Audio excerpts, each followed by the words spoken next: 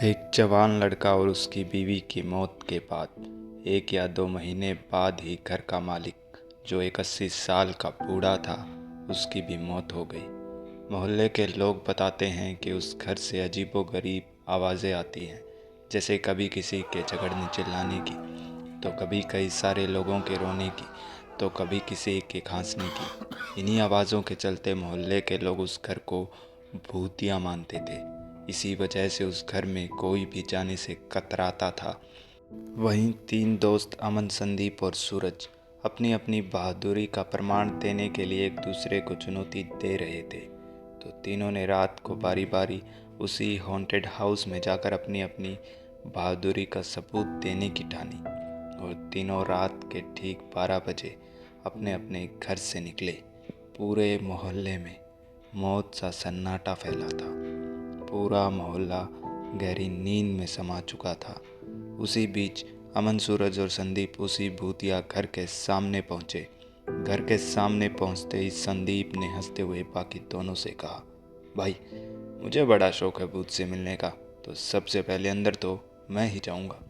इतना कहकर संदीप उस घर की दीवार लांघकर अंदर चला गया। इधर सूरज और अमन दोनों घर के बाहर खड़े थे। सूरज ने अमन से कहा, यार अमन, तुझे ठंड नहीं लग रही क्या? अमन ने कहा, लग तो रही है भाई। तो इस पर सूरज ने कहा, तो सिगरेट लगाना भाई। अमन ने जेब से सिगरेट का पैकेट और लाइटर निकाला। एक सिगरेट होठों नीचे दबाकर जलाई और सिगरेट का पैकेट सूरज की तरफ किया कि तभी सूरज का फ़ोन बजा। सूरज ने जेब से फ़ोन निकाला तो देखा कॉल संदीप की थी।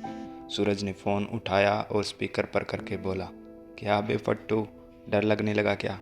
तो संदीप ने कहा, अबे ये जगह तो काफ़ी अच्छी है, आगे से दारू यहीं पिया करेंगे यहाँ पर। संदीप की आवाज़ के पीछे से आती उस आवाज़ को सूरज और अमन ने अपने खुले कानों से साफ साफ सुना। सूरज ने संदीप से कहा, तेरे पीछे ये कौन बोल रहा है? संदीप ने कहा, चल चल, अब नाटक मत कर, ऐसे डरने वाला नहीं हूँ मैं, आजा, अब अंदर आजा। इतना कहकर संदीप ने फ़ोन काट दिया। लेकिन सूरज और अमन दोनों एक दूसरे की तरफ बड़ी बड़ी आंखों से देखे जा रहे थे, और दोनों की आंखों में एक ही सवाल था कि संदीप के पीछे से आती वो आवाज़ किसकी थी। अमन और सूरज भी तुरंत दीवार कूदे और घर के अंदर पहुंचे तो सामने हॉल में संदीप उनकी तरफ पीठ करके बिना हिले डुले खड़ा था। अमन ने आवाज़ लगाई, अबे ऐसे भूत बनकर क्यों खड़ा है? तो इस पर संदीप ने अपने कंधे झटकाए, फिर गर्दन घुमाकर बोला, अंदर नहीं आना चाहिए था। संदीप की ये भयानक आवाज़ सुनकर अमन और सूरज के शरीर में एक सिरहन सी दौड़ गई कि तभी संदीप हंस पड़ा। अरे डरो मत पट्टुओं, मैं बस मजाक कर रहा था। इतना कहते के साथ ही संदीप पास में रखे आराम कुर्सी पर बैठा, और बैठते के साथ ही उसके पूरे शरीर में एक करंट सा लगा और संदीप पूरी तरह मशीन की तरह कांपकर कुर्सी से आधा ऊपर उठकर वापस कुर्सी पर जा गिरा, और उसकी गर्दन टेढ़ी लटक गई, मानो संदीप मर चुका था। ये सब देख अमन और सूरज थोड़ा और घबराए कि तभी दोनों ने देखा कि संदीप की गर्दन सीधी हुई, फिर आंखें खुली और अमन और सूरज की तरफ गुस्से से देखा और कहा, मोहल्ले के लोग कहते थे वो समझ नहीं आया, अब आ तो गए, जाओगे कैसे? इतना कहना भर ही था कि संदीप उठकर भागा और पास के कमरे में जाकर दरवाज़ा बंद कर लिया। संदीप के अंदर जाते ही अमन और सूरज ने सुनी पहले एक औरत के रोने की आवाज़ और फिर कई सारे लोगों के रोने की आवाज़। अमन और सूरज फ़ोन की रोशनी में धीरे धीरे उस कमरे की ओर बढ़े और दरवाजे पर पहुंचकर धीरे से दरवाज़ा खोला। अंदर घुसकर पूरे कमरे में फ़ोन की टॉर्च घुमाई तो मालूम हुआ कि पूरे कमरे में कोई नहीं था। लेकिन कमरे में न तो कोई खिड़की थी और न ही कोई दूसरा दरवाज़ा। तो संदीप आखिर गया तो गया किधर? यही बात अमन और सूरज के दिमाग में घूम रही थी। तब दोनों के कान में किसी के हंसने की आवाज़ पड़ी जो ऊपर छत से आ रही थी। दोनों ने सर उठाकर ऊपर देखा तो संदीप छत से ऐसे चिपका था मानो वो कोई इंसान न होकर कोई छिपकली हो। ये नज़ारा अपनी आंखों से देख सूरज और अमन का खून उनकी रगों में ही जम सा गया।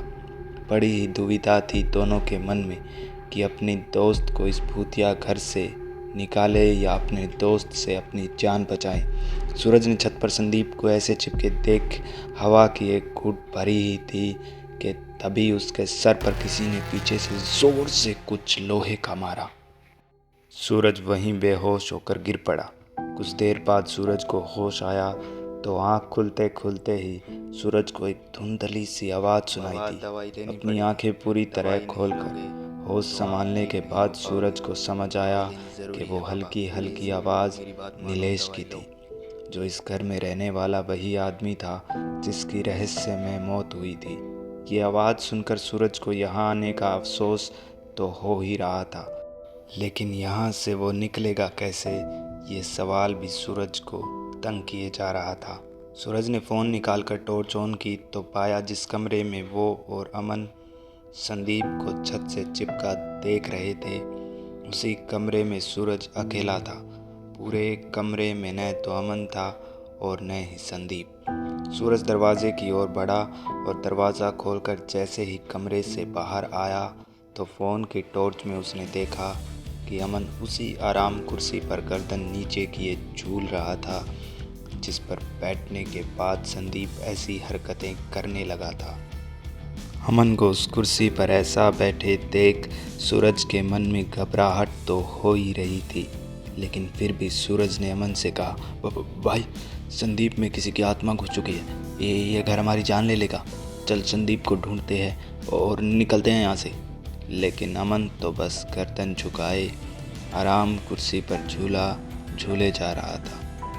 अमन तू कुछ बोल क्यों नहीं रहा, क्या हुआ तुझे? इतना कहते कहते सूरज अमन की तरफ 4 कदम बढ़ा तो अमन ने हाथ से इशारा करके सूरज को रोका, हंसा और बोला, हा, किसने बोला था यहाँ आने को? उसकी ये भयानक आवाज़ सुनकर सूरज समझ चुका था कि जो संदीप के साथ हुआ है वही अमन के साथ भी हो चुका है। सूरज गुस्से में बोला, अमन ये तुझे क्या हो गया है?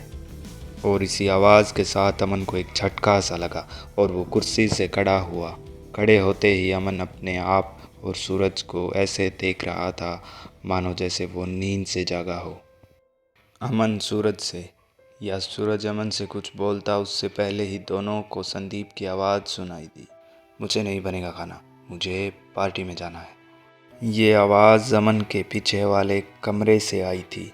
सूरज और अमन तुरंत कमरे तक पहुँचे और दरवाज़ा खोला तो अंदर जो देखा वो अमन और सूरज की कई दिनों की नींद उड़ाने के लिए काफ़ी था, क्योंकि लाल साड़ी में आईने के सामने अपने होठों पर लिपस्टिक लगाता संदीप खड़ा था। सूरज अपनी फटी आंखों से देख ही रहा था कि सूरज के पीछे से अमन निकलकर संदीप तक पहुंचकर संदीप से बोला, अपनी पार्टी कैंसिल करो वरना। संदीप अमन से बोला, वरना क्या, मैं जाऊंगी। संदीप का इतना कहना पर ही था कि अमन ने कसकर एक थप्पड़ संदीप को जड़ दिया। संदीप गिर पड़ा और तभी पास में रखी एक चेयर अमन ने उठाई और संदीप को मारने ही वाला था कि सूरज ने उसे तोड़कर कमर से पकड़कर पीछे खींचा और उसी के साथ अमन और सूरज भी गिर पड़े। संदीप ने उठकर खुद को संभाला और अमन की तरफ चला। तभी पुलिस कमरे में दाखिल हुई। संदीप और अमन को काबू किया गया और उन्हें हॉस्पिटलाइज्ड कराया गया। कई दिनों तक दोनों बीमार रहे। दरअसल जब सूरज बेहोशी से उठा था तब उसने पुलिस को अपनी लोकेशन के साथ हेल्प मैसेज कर दिया था। सूरज की समझदारी से अमन, संदीप और खुद सूरज की जान बच गई थी। अगर आपके आसपास भी ऐसा कोई घर है तो भूल कर भी वहाँ ना जाइएगा।